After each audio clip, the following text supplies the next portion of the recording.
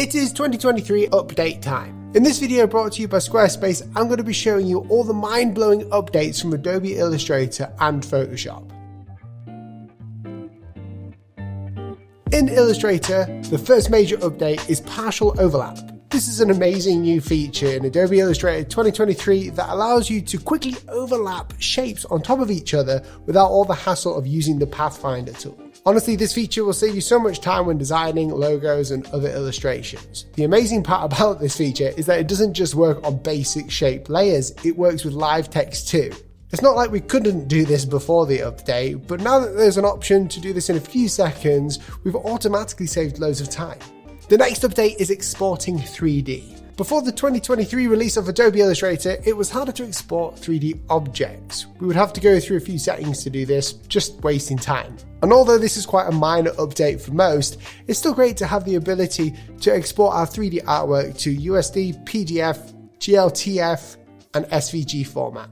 This also means that we're now able to export 3D objects made in Illustrator to other 3D programs. That's a win for everyone. Another quick update is Quick Actions. Quick Actions let you complete workflows with a single click, like taking your text and making it neon. Again, this saves you so much time, however, the update seems to be limited right now as it doesn't allow you to create your own Quick Actions. I'm looking forward to seeing more updates to Quick Actions in the future, maybe replacing actions? Some other quality of life features implemented this year were retaining formats when pasting text between Illustrator and InDesign, improved performance when placing multi-linked files, and sharing illustrated documents for review. Before we get into the Photoshop updates, I just want to big up Squarespace for sponsoring this video. If you're anything like me, you can design a mean-looking website and you know exactly how you want it to look and work, but you suck at coding and developing. Well, with Squarespace, you don't have to worry about coding because everything is visual.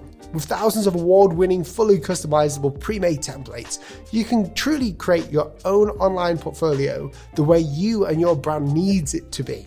Not only that, with Squarespace, you can actually make an online store to sell your work, digital products, and templates you've made to make some passive income on the side. It's pretty cool.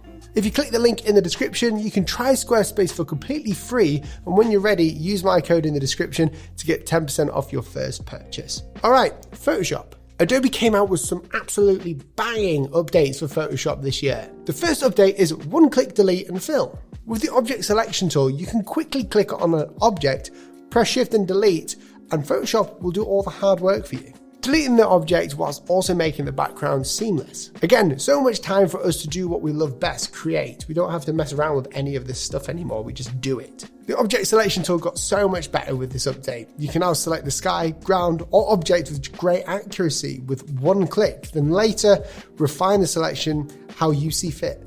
An update that many would find hours of amusement with and also save hours of time with is Photo Restoration Neural Filter. This takes old withering photographs you or your parents have got stored and uses artificial intelligence to restore them. This is a great time-saving update for anyone who wants to get better image quality from their old photographs. I know my dad's gonna love this. So if you've got a parent or someone who has got old photographs, or you're just increasingly more curious about the photographs, go ahead and use the neural filter, scan the picture in and see what happens. Other features that are only available in the beta version are live gradients, live Gaussian blur, and backdrop neural filter.